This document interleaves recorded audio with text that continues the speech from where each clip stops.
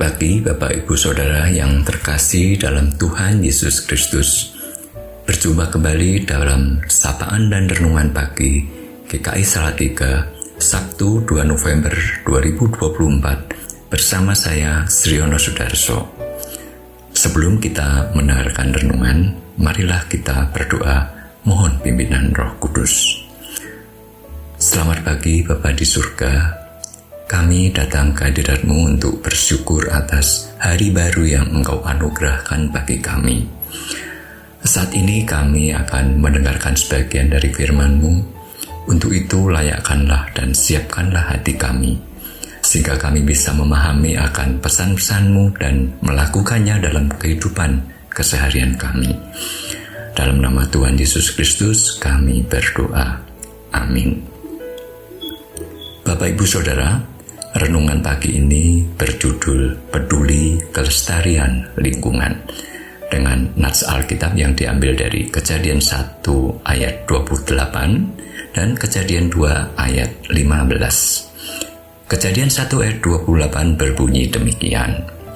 Allah memberkati mereka, lalu Allah berfirman kepada mereka, "Beranak cuculah dan bertambah banyaklah, penuhilah dan taklukkanlah bumi. Berkuasalah atas ikan-ikan di laut dan burung-burung di udara dan atas segala binatang melata di bumi." Kemudian Kejadian 2 ayat 15. Tuhan Allah mengambil manusia itu dan menempatkannya dalam Taman Eden untuk mengerjakan dan memelihara taman itu. Beberapa hari terakhir ini, banyak orang mengeluh tentang cuaca, khususnya suhu udara yang panas dan menyengat, lebih panas dari biasanya, tak terkecuali di kota kita Salatiga. Kebanyakan orang berhenti pada proses mengeluh saja dengan solusi yang instan, mungkin dengan menghidupkan kipas angin atau menghidupkan AC kalau punya. Beberapa orang menyebut hal ini sebagai pemanasan global, yaitu pemanasan yang terjadi di bumi akibat meningkatnya emisi gas rumah kaca pada lapisan atmosfer bagian bawah atau biasa disebut troposfer. Pemanasan global ini tidak sepenuhnya diakibatkan oleh fenomena alam, tetapi juga oleh perilaku manusia. Dikutip dari siaran pers Kementerian Lingkungan Hidup dan Kehutanan tanggal 10 Juni 2023, bila tidak dikelola dengan baik, sampah organik yang ditimbun di landfill atau tempat pembuangan akhir akan menghasilkan emisi gas metana yang memiliki kekuatan lebih besar dalam memerangkap panas di atmosfer dibandingkan dengan karbon dioksida. Ternyata sebagian sampah organik tersebut merupakan sisa makanan, dan sisa makanan yang berasal dari limbah rumah tangga menjadi kontributor yang cukup besar. Apa yang harus kita lakukan sebagai umat Tuhan? Alkitab menegaskan bahwa dunia diciptakan oleh Allah. Ciptaan terjadi karena kehendak dan kasih Allah. Sebagai pencipta, Allah melihat ciptaannya sebagai bagian yang utuh dan sempurna. Dalam perspektif iman, manusia disadarkan akan pembaharuan pemahaman arti mandat Allah untuk menaklukkan dan menguasai bumi. Ini dilihat dari Kejadian 1 ayat 28 dalam kaitannya dengan perintah Tuhan kepada manusia untuk mengerjakan dan memelihara ciptaan Allah. Ini yang ada dalam Kejadian 2 ayat 15. Tugas dan tanggung jawab manusia dalam mengelola dan memelihara ciptaan ini berhubungan dengan kesegambaran manusia dengan Allah. Kesegambaran ini menunjukkan manusia sebagai rekan sekerja Allah dalam memelihara dan menjaga keutuhan ciptaan demi keseimbangan ciptaan. Permasalahan rusaknya lingkungan, hal ini disebabkan oleh pola interaksi manusia dengan alam. Kebebasan manusia dalam mengeksplorasi alam tidak disertai dengan tanggung jawab yang benar.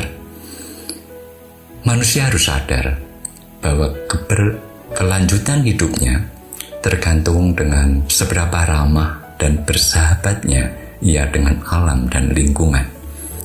Melestarikan suatu lingkungan juga berarti memperlakukan alam atau lingkungan sedemikian rupa sehingga ekosistem yang ada di dalamnya dapat dipertahankan dan tidak rusak. Dalam lingkup yang lebih kecil, di lingkungan sekitar kita, sebagai salah satu contoh, kita perlu mulai mengkaji atau mencermati bagaimana kita memperlakukan sampah rumah tangga. Berkaitan dengan pengelolaan sampah rumah tangga, mungkin sebagian orang berpikir bahwa dengan membayar iuran sampah sudah cukup. Perkara sampah itu dibawa kemana atau mau diapakan, itu urusan tukang sampah. Bisa jadi hal ini ada benarnya, tetapi menjadi kurang bijak bila kita korelasikan dengan perintah Tuhan untuk memelihara keseimbangan alam dan juga dampak dari pengelolaan sampah tersebut. Sebenarnya ada cukup banyak hal yang bisa dilakukan. Berikut ada hal-hal yang sederhana yang bisa kita praktekkan dalam skala rumah tangga.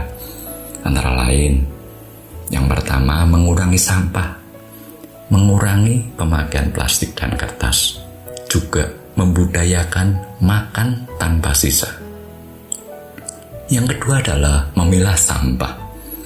Memilah sampah organik ya, seperti makanan, sisa sayuran, sisa buah-buahan, dengan sampah yang anorganik seperti kertas, plastik, kaleng, dan lain-lain.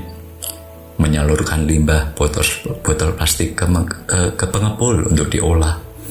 Memakai botol bekas atau galon bekas air mineral sebagai wadah untuk menanam atau wadah lainnya. Yang ketiga, mendaur ulang sampah. Mengolah sampah organik menjadi kompos melalui komposter sederhana atau lubang biopori. Kompos ini bisa dipakai sebagai pupuk organik penyubur tanah, atau juga bisa melakukan dengan mengolah sisa kulit buah menjadi ekoenzim yang banyak sekali manfaatnya.